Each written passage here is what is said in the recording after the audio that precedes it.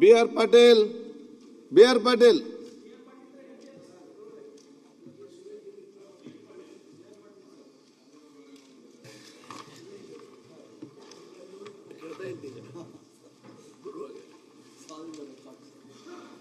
ಕ್ಷಮಿಸಬೇಕು ಅಧ್ಯಕ್ಷ.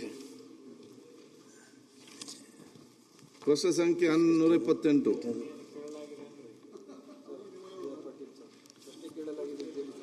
ಮಾನ್ಯ ಸಭಾಧ್ಯಕ್ಷರೇ, ಮಾನ್ಯ ಸಚಿವರಿಗೆ ತಮ್ಮ ಮೂಲಕ ಪ್ರಶ್ನೆ ಕೇಳಿದಾಗ ಮಂತ್ರಿ ಅವರೇ, ಮಲ್ಲಿಕಾರ್ಜುನ್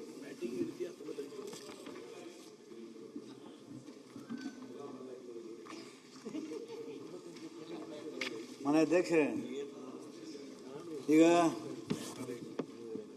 ಕಲಬುರಗಿ ಭಾಗದಲ್ಲಿ ಅತಿ ಹೆಚ್ಚು ಕಾಯಿಪಲ್ಯ ಬೆಳೆಯುವಂಥ ಪ್ರದೇಶ ಕಲಬುರಗಿ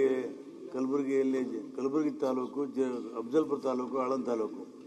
ಆ ಶೀತಲೀಕರಣ ಘಟಕ ಇಲ್ದೇ ಮಾರ್ಕೆಟ್ಗೆ ಹೋಗಿ ರೇಟ್ ಸಿಗದೆ ಹೋಗಿದ್ರೆ ಅವರು ನಿರಾಶರಾಗಿ ಅಲ್ಲೇ ಬಿಸಾಕಿ ಬರ್ತಾರೆ. ಕೋಲಾರದಲ್ಲಿ ಕೂಡ ಟೊಮಾಟೋನ ಅನೇಕ ಸಲ ರಸ್ತೆ ಮೇಲೆ ಬಿಸಾಕಿ ಹೋಗುವಂಥದ್ದು ನಾವು ಉದಾಹರಣೆ ಕೇಳಿದ್ದೀವಿ, ನೋಡಿದ್ದೀವಿ. ತಾವೇನಾದರೂ ಇಲಾಖೆಯವರು ಶೀತಲೀಕರಣ ಘಟಕ ಮಾಡುವಂಥ ಯೋಚನೆ ಇದೆಯಾ? ಅದಕ್ಕೇನಾದರೂ ಹಣಕಾಸನ್ನು ಇಟ್ಟಿದ್ರ? ಮತ್ತು ನಾನೇನು ಹೇಳ್ತೀನಿ, ಈಗ ಶೀತಲೀಕರಣ ಮಾಡದೇ ಇರೋದ್ರಿಂದ ಖಾಸಗಿಯಾಗಿ ಕೆಲವು ಬಾಗವಾನರು ತಮ್ಮ ಮನೆಯಲ್ಲಿ ಮಾಡ್ಕೊಂಡಿದ್ದಾರೆ. ಒಂದು ವೇಳೆ ಸರ್ಕಾರ ಅವರಿಗೆ ನೀವು ಸಬ್ಸಿಡಿ ಕೊಟ್ಟು ಅವರಿಗೆ ಎನ್ಕರೇಜ್ ಮಾಡಿದ್ರೆ ಎಲ್ಲ ಅವರು ಕೂಡ ಮಾಡ್ಬೋದು, ಅಥವಾ ಸರ್ಕಾರವೇ ಸ್ವಂತ ಮಾಡಿದ್ರೆ ಅವ್ರು ನೀವು ಕೂಡ ಮಾಡ್ಬೋದು. ತಮ್ಮ ಯೋಚನೆ ಏನು ಅಂತ? ಮಾನ್ಯ ಅಧ್ಯಕ್ಷರೇ, ಈಗೇನು ಹಿರಿಯ ಸದಸ್ಯರು ಕೇಳಿದರೆ, ನಮ್ಮಲ್ಲಿ ನಿಮ್ಮ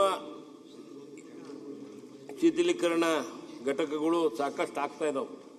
ಮುಖ್ಯವಾಗಿ ನಮ್ಮದು ಆಗಿರ್ಬೋದು, APMCಯಿಂದ ಆಗಿರ್ಬೋದು, ಸಾಕಷ್ಟು ಜೊತೆಗೆ ಆಗ್ತಾ ಇದಾವೆ. ನಿಮ್ಮ ಪಕ್ಕದ ಜಿಲ್ಲೆ ಬಿಜಾಪುರ್ನಲ್ಲೇ ಸಾಕಷ್ಟು ಈಗ ಪರ್ಮಿಷನ್ ಕೊಟ್ಟಿದ್ದೀವಿ. ಈಗ ನಿಮ್ಮ ಬಗ್ಗೆ ಏನು ಕೇಳ್ತೀರೋ ಅದನ್ನು ನಾನು ಪರಿಶೀಲನೆ ಮಾಡಿ ಆದಷ್ಟು ಬೇಗನೆ ಏನಾಗಬೇಕೋ ನಾವು ಮಾಡಿಸ್ಕೊಡೋದು. ಓಕೆ. ಮಾನ್ಯ ಅಧ್ಯಕ್ಷರೇ, ಈಗ ಒಂದು ವಿನೂತನವಾದಂಥ ಮಾರ್ಕೆಟ್ ಡೆವಲಪ್ ಆಗಿದೆ, ಕಣ್ಣಿ ಮಾರ್ಕೆಟ್ ಅಂತ ಕಲಬುರಗಿ ಸಿಟಿಯಲ್ಲಿ. ಇಡೀ ಜಿಲ್ಲೆಯಿಂದ ಎಲ್ಲ ಕಡೆಯಿಂದ ಕಾಯಿಪಲ್ಯ ಬರ್ತದೆ. ಅದಕ್ಕೆ ಯಡಿಯೂರಪ್ಪ ಇದ್ದಾಗ ಒಂದು ದೊಡ್ಡ ಕಾಂಪ್ಲೆಕ್ಸ್ ಮಾಡಿಕೊಟ್ರು ಈಗ ಮಾರ್ಕೆಟಿಗೆ. ಈಗ ಅಲ್ಲಿ ಶೀತಲೀಕರಣ ಘಟಕವೇ ಇಲ್ಲ. ಹಾಗಾಗಿ ಖಾಸಗಿ ಶೀತಲೀಕರಣ ಘಟಕದವರು ಬಾಡಿಗೆ ತಗೊಂಡು ರೈತರನ್ನು ಶೋಷಣೆ ಮಾಡ್ತಾ ಇದ್ದಾರೆ. ಗುಲ್ಬರ್ಗದಲ್ಲಿ ತಾವು ಮಾಡಲೇಬೇಕು ಮತ್ತು ಅದ್ರ ಜೊತೆಗೆ ಆಳಂದ ಅಫಜಲ್ಪುರ್ ಕೆಲವು ಮಾಡಬೇಕು ಅಂತ ನಮ್ಮ ಒತ್ತಾಯ ಇದೆ. ಓಕೆ ನೋಡ್ರಿ, ಆ ತರಕಾರಿ ಅಧ್ಯಕ್ಷರೇ, ಆ ತರಕಾರಿ ಬೆಳೆಗಾರದು ಕಷ್ಟ ಏನದ B.R. ಪಾಟೀಲ್ ಗೊತ್ತದ? ಆಯ್ತು, ನೀವು ಮಾತಾಡಾಯ್ತು ಇಲ್ಲಿ. ಅದನ್ನು ಸರ್ ಅವರು ಹಿರಿಯರ ಬೆಳೆ ಚೆಲ್ಲಬೇಕು. ಅವ್ರು ಇರೋದೇ ನೀವು ಜೂನಿಯರ್ ಕೂತ್ಕೊಳ್ಳಿಕ್ಕೆ. ಸನ್ಮಾನ್ಯ ಅಧ್ಯಕ್ಷರೇ, ಈಗ ಸಾಕಷ್ಟು ಆಗ್ತಾ ಇದಾವೆ. ಬಿಜಾಪುರ ಆಗಿರ್ಬೋದು, ದಾವಣಗೆರೆಯಲ್ಲಿ ಆಗಿರ್ಬೋದು, ಗುಲ್ಬರ್ಗ ಆಗಿರ್ಬೋದು, APMCಯಲ್ಲಿ ಸಾಕಷ್ಟು ಅನುದಾನವನ್ನು ಒದಗಿಸಿಕೊಟ್ಟಾರೆ ಮತ್ತು ನಮ್ಮಲ್ಲಿ ಸಾಕಷ್ಟು ಅನುದಾನ ಇದೆ.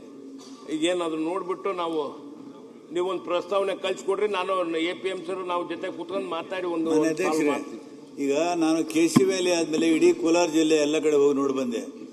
ಸಾಕಷ್ಟು ದೊಡ್ಡ ಪ್ರಮಾಣದಲ್ಲಿ ಕಾಯಿಪಲ್ಯ ಬೆಳೀತಿದ್ರು, ಹಣ್ಣು ಟೊಮಾಟೊ ಬೆಳೀತಾರೆ. ಒಂದು ಶೀತಲೀಕರಣ ಘಟಕವೂ ಇಲ್ಲಿವರೆಗೆ ಆಗಿಲ್ಲ. ಇದು ಇಲಾಖೆಯವರು ನೀವು ಕಾಳಜಿ ವಹಿಸಿಲ್ಲೋ, ಅಥವಾ ರೈತರು ಬೇಡಿಲ್ಲೋ, ಅಥವಾ ನಿಮ್ಮ ಹತ್ರ ಸಾಮರ್ಥ್ಯ ಇಲ್ವೋ, ದುಡ್ಡಿಲ್ವೋ? ಯಾಕೆ ಈ ತರ ನೀವು ರೈತರ ಬಗ್ಗೆ ನಿರ್ಲಕ್ಷ್ಯ ಮಾಡ್ತಾ ಇದ್ದೀರಿ?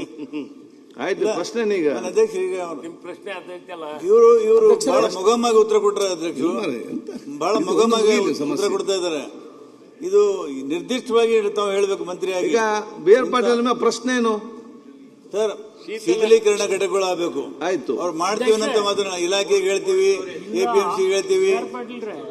ನಿರ್ಲಕ್ಷ್ಯ ಮಾಡಿಲ್ಲ, ಅವರು ನಾವು ಸೇರಿನ ಈಗ 27 ಕೋಲ್ಡ್ ಸ್ಟೋರೇಜ್ ಕೊಟ್ಟಿದ್ದೀವಿ RIDF ನ 29, 30, 31 ಅಲ್ಲಿ. ಇನ್ನೂ ಜಾಸ್ತಿ ಆಗ್ಬೇಕಾಗಿದೆ. ಅದನ್ನ ಖಂಡಿತ ನಾನು ಅವರು ಕಲಬುರಗಿ ಇಡೀ ಜಿಲ್ಲೆಯಲ್ಲಿ ಒಂದನ್ನು ಕೂಡ ಸರ್ಕಾರದ ವತಿಯಿಂದ ಇಲ್ಲ. ಈಗ ಮಾಡಿ ಕೊಡ್ತಾ ಅಂತ ಹೇಳಿದ್ರಲ್ಲ, ಪ್ರಪೋಸಲ್ ಕೊಡ್ರಿ, ಮಾಡೋಣ. ಯಾವ ಮಾಡ್ತೀರಿ? ಆಯ್ತು ಸರ್, ಏನು ಕೇಳಿ. ಸಚಿವರೇ, ಅಧ್ಯಕ್ಷರೇ, ಅವು ಕರೆಂಟ್ ಬಿಲ್ ಕಟ್ಟಕ್ಕಾಗಲಿಲ್ಲದವು ಉದಾಹರಣೆಗಳದವು, ರೇಟ್ ಸಿಕ್ಕಿಲ್ಲ ಅಂತ. ಆದರೆ ಈಗ ಮೆಣಸಿನಕಾಯಿ, ಈರುಳ್ಳಿ, ಈಗ ನಿಮ್ಮಲ್ಲಿ ಈರುಳ್ಳಿ ಸಾಕಷ್ಟಿತ್ತು. ಈರುಳ್ಳಿ ಕೋಲ್ಡ್ ಸ್ಟೋರೇಜ್ ಬರಲ್ಲ, ಅಲ್ಲಲ್ಲ, ಆನಿಯನ್ಸ್ ಅದನ್ನು ಈಗ ಸಾಕಷ್ಟು. ಈ ಸತಿ ಕ್ರಾಪೇ ಕಡಿಮೆ ಆಗೈತೆ, ಅದು ಜಾಸ್ತಿ ಮಹಾರಾಷ್ಟ್ರ ಐತಿ. ಆ ನಿಟ್ಟಿನಲ್ಲಿ ಈಗ ನೀವು ಕೊಡ್ರಿ, ಪ್ರಪೋಸಲ್ ಕೊಡ್ರಿ, ನಮ್ಗೇನು ಜಿಲ್ಲಾ ವೈಸ್ ಕೊಡ್ತಾ ಇದ್ದೀವಿ. ಅಧ್ಯಕ್ಷರೇ ಕೊಡ್ತೇವೆ. ಪ್ರಶ್ನೆ ಕೇಳಿ. ಡೈರೆಕ್ಟ್ ಹೇಳ್ತೀನಿ ಅಧ್ಯಕ್ಷರೇ. ತೋಟಗಾರಿಕೆ ಬೆಳೆಗಾರರು ಇಷ್ಟು ತೊಂದರೆದಾಗ ಅಧ್ಯಕ್ಷರೇ, ಅದು ಗೊತ್ತಿದೆ. 3 ತಿಂಗಳ ಕಷ್ಟಪಟ್ಟು ಬೆಳಿತಾರ, ಮತ್ತು ಒಬ್ಬ ರೈತ ಬಿ ಆ ಬೆಳಿ ತಂದು ಮಾರ್ಕೆಟ್ ತರಬೇಕಂದ್ರೆ ರಾತ್ರಿ ಯಾರು ಮಕ್ಕೊಂಬಪ್ಲಿಲ್ಲ. ಈಗ ಏನ್ ಆಗ್ಬೇಕು ಹೇಳಿ ಮಾರ್ರೆ? ಇಲ್ರಿ, ಬೆಳಗಾನ ಕಡಿಬೇಕು, ನಸ್ಕಿನಾಗ ಎದ್ದು ಮಾರ್ಕೆಟ್ ದೊಳಗೆ ಬಂದು ಕೂಡ್ಬೇಕು. Okay. ಅದಕ್ಕೆ BR ಪಾಟೀಲ್ರು ಅವರೇ ಸರ್ಕಾರದೊಳಗಾರ ಹಿರಿಯರ್ ಇದ್ದೀರಿ, ಆಯ್ತಪ್ಪ. ಪ್ರತಿ ತಾಲೂಕಾ ಪ್ರಶ್ನೆ ನೋಡಿ. ಸ್ಟೋರೇಜ್ ಆಗಬಾರ್ದು. ನೋಡಿಯಪ್ಪ ಇಲ್ಲಿ ಅಧ್ಯಕ್ಷರೇ, ಅದು ರೈತರ ಕಷ್ಟ. ಪ್ರಶ್ನೆ ಕೇಳಿ ಅಂದ್ರೆ ಬೇರೆ ನಾ ಏನ್ ಹೇಳ್ತೀನಿ ಅಧ್ಯಕ್ಷರೇ, ತೋಟಗಾರಿಕೆ ಬೆಳೆಗಾರರಿಗೆ ಅವರು ಮುಂಜಾನೆ 6 ಗಂಟೆಗೆ ಎದ್ದು ಬಂದು ಅವ್ರು ತರಕಾರಿ ಗೊತ್ತಾಯ್ತು. ಈಗ ಮಾರ್ತಕ್ಕಂಥ ವ್ಯವಸ್ಥೆ ಮಾಡ್ರಿ. ನೀವು ಪ್ರಶ್ನೆಗೆ ನೋಡಿ ಎಮ್ಮೆಗೆ ಬಂದ್ರಿ. ಅವರು ನಮ್ಮ ಮನುಷ್ಯರೇ ನಿದ್ದೆ ಮಾಡ್ಬೇಕಲ್ಲ ಅಧ್ಯಕ್ಷರೇ. ನೋಡಿಪ್ಪ, ಒಂದು ದಿವಸ ಅವ್ರು ನಾನು ಹೇಳಿ ಕೇಳಿ. ಈಗ ಹಾ ರೀ, ಈಗ ಹಾಲಿಗೆ ಬಂದ ಎಮ್ಮೆ ಕೈ ಯಾಕೆ ಸುಮ್ಮನೆ ಕೂತ್ಕೋ ಈಗ ಅಲ್ಲಿ. ಈಗ ನೀವು ನಿರ್ಭೀತ, ನಿಷ್ಪಕ್ಷಪಾತ, ವಿಶ್ವಾಸಾರ್ಹ ಸುದ್ದಿಗಳಿಗೆ ಮತ್ತೊಂದು ಹೆಸರಾಗಿರುವ News18 ಕನ್ನಡ ಈಗ ಆಪ್ನಲ್ಲೂ ಲಭ್ಯವಿದೆ. ದಯವಿಟ್ಟು ಇಲ್ಲಿರುವ QR ಕೋಡ್ ಸ್ಕ್ಯಾನ್ ಮಾಡಿಕೊಂಡು ಆಪ್ ಡೌನ್ಲೋಡ್ ಮಾಡೋದಕ್ಕೆ ಮರಿಬೇಡಿ.